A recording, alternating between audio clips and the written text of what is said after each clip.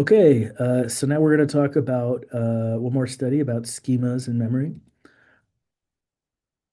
And so, in this study, students would walk into a graduate student's office, and then afterward, they would be given a surprise recall test.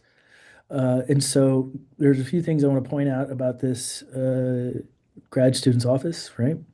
So, one is that you can find schema consistent or typical objects that are typical of a grad student's office, like an office chair.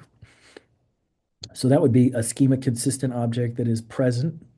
But notice how there's it's sort of a weird office because you would expect to see other things, right? So one thing you would expect to see are books, right? You would expect to see books in a graduate student office, or at least at the time of this study, you would.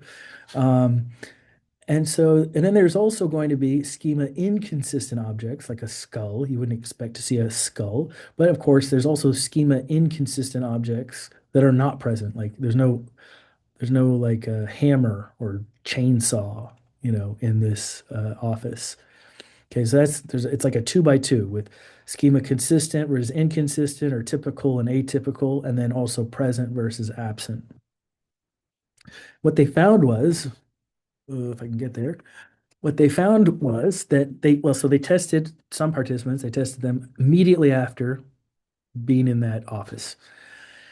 And first, this is not really interesting, but you find that the atypical objects that were not present are recalled very, very infrequently, which makes sense. So something like a pliers, you wouldn't expect to see pliers in a grad student's office. But they did surprise, interestingly, they recalled uh, schema inconsistent objects that were actually there. They recalled them at a pretty high rate. And this is partly just because they're distinctive, right? They just stand out. So that's not really the point. It's interesting, but it's not important for this lecture.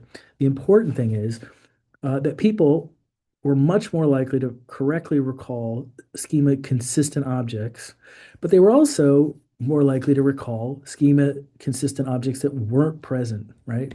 So it shows that schemas increase both true and false memories. Okay.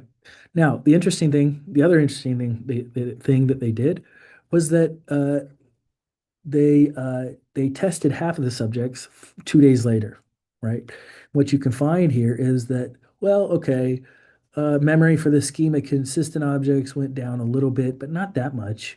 And now you find that the schema consistent objects that weren't there are falsely recalled at a much higher rate, which tells us that we rely on our schemas more when our memory is lacking.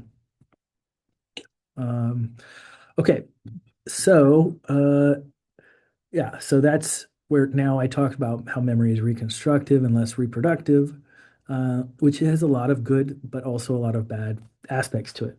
And then, so yeah, in the next video, I'll talk about uh, misinformation effects.